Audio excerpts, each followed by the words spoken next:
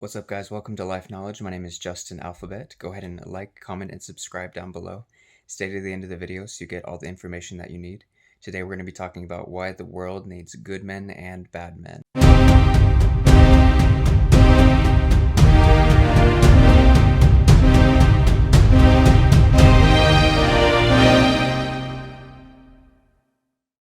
Okay, so you're probably wondering why the world needs bad men. And I want to explain to you guys something that evil and badness is relative, is what I've discovered in the past couple of years of my life. To one person, something may be really bad, and to another person, it may be their everyday life, and it's nothing. For example, I'll use the swear words, right? Like the Pope may never say a swear word, but a child may grow up, using a swear word, and that's their life, right? There's different levels of reality for different people. And what is bad to one person may seem very good to another. So, for example, like you look at gang activity in America, right? The gangs were formed to protect themselves. Like they were formed to protect their own, protect their families, protect their friends from police officers, from police brutality. And that's how gangs were formed, is they would police themselves. They would, use their own types of policing, and that worked for, these gangs in different areas of inner city places, because sometimes people become jaded. You always have to ask yourself, who's the real bad guy? Who's actually bad? And a show that you might want to watch, it's a little bit crude, and there's a lot of adult humor, but The Boys is on Amazon, is a show that kind of showed me this, and kind of explains very well the difference between good guys and bad guys. And it's really hard to tell the difference. It's hard to tell who the actual good guys are, because people kill people on both sides.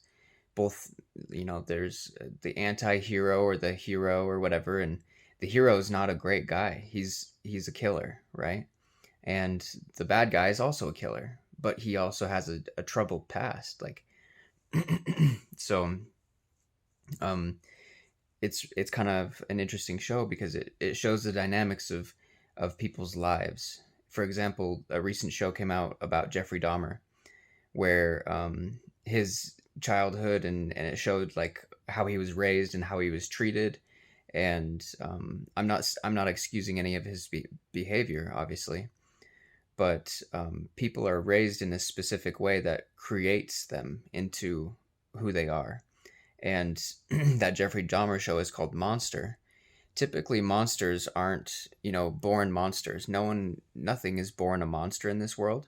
It's created to be a monster. So, for example, like a bear, right? A baby bear comes out of the womb, very cuddly and friendly and kind and weak, and unable to do anything. Like it's not a monster. But a full-grown bear that's experienced harsh winters, had to fight other bears, had to fight for its place, had to, get to a place where it could survive, right? Survival, just literally living its own life. It's had to fight for that. And there are people that do this every day. There are people who have to just fight for their lives. And sometimes they can be labeled as bad people because they do things that, society deems as wrong or bad, in the eyes of the law or in the eyes of survival, right? And obviously Jeffrey Dahmer wasn't eating his victims out of survival the entirety of the time, right? But he was left in the film. You can see that his dad leaves with his girlfriend for 3 months, and his mom leaves for 3 months also, and he's a 17-year-old kid who doesn't know how to cook or clean for himself, and he doesn't really have a lot of options. And so I'm not, like I said, I'm not excusing his behavior, right?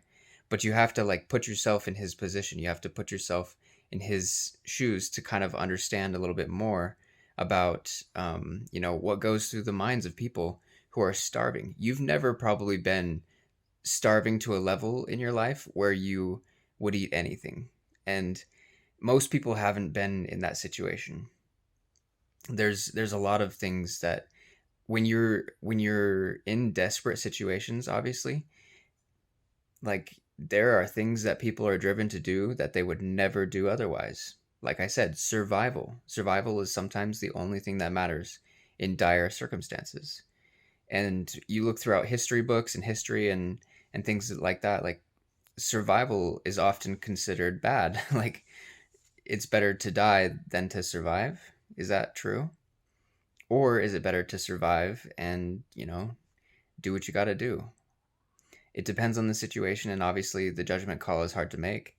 But I want you guys to question, the next time someone tells you something is bad, ask yourself, is it really bad? And who's telling me that it's bad? Why is it bad? Because a swear word is just a swear word, right? It's a word. The F word is the word for boot, like a shoe boot in French, or I think it's Russian. In their language, it means a shoe. You put on a shoe, a boot. In American culture, it's a swear word of, some kind of magnitude. And so, like, it's a social construct that has been said that we don't, people shouldn't say swear words around children. People shouldn't swear. Um, you know, you can't jaywalk. You can't, smoke marijuana. Both of these laws were just changed. Anyone can now jaywalk, right?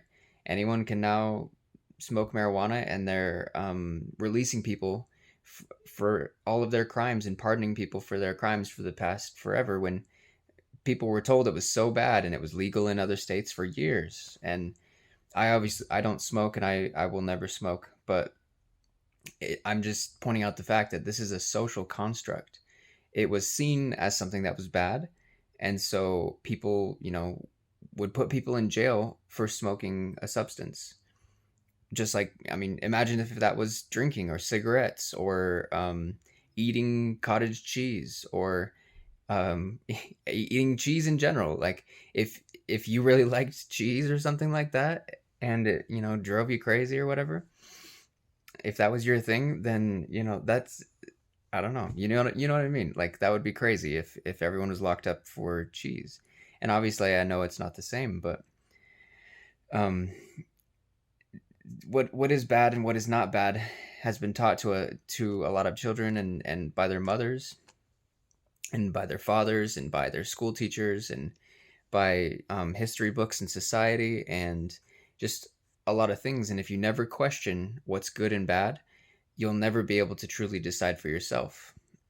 And um, I'm sure for some people, like smoking marijuana is a important part of their life. And like one example I can think of that you might not have thought of is I worked in hospice, and that's where people are sent, like a nurse or a CNA or someone to take care of them until they die, because they're chronically ill, which means they will inevitably die. Like they have really advanced stages of cancer or tumors or diabetes or other ailments and diseases. And when I was working with these people, I saw how much pain they were in, and a lot of them would use marijuana products, and that would take away their pain for the last few days of their life, for the last months of their life, for the last year of their life, right? Like when you have no time left, survivability is all that matters. Using the time that you have left to the best possible extent, every minute becomes valuable. Every minute, every second becomes valuable. And so these people that are being thrown in jail for, using marijuana are, on the flip side of that, there are other people who are using it to just extend their time so they're not in pain, so they can go to Disneyland with their family and, enjoy those last few hours or last few days or months or whatever, And so I want you to start thinking about goodness and badness as relative. And one other thing I wanted to bring up was if you look at The Godfather, the movie, if you guys have ever seen The Godfather, in that show, they portray Marlon Brando as the Godfather, and at times he kills other men, right? He's a killer, but he's also a father, right? And it shows the dynamic of a man who's both a killer, he can kill men, and he can also be a loving, kind, and gentle father. And that's what true masculinity is. Being a killer is seen as a bad thing, right? Having the ability to kill. But in reality, we all have the ability to kill. We all have the ability to take life. That's something that everyone is capable of. Whether they choose to do it or not is on them, and that's good. Like, we have personal choice and personal responsibility to not do that unless in defense of ourselves or others, or in certain situations.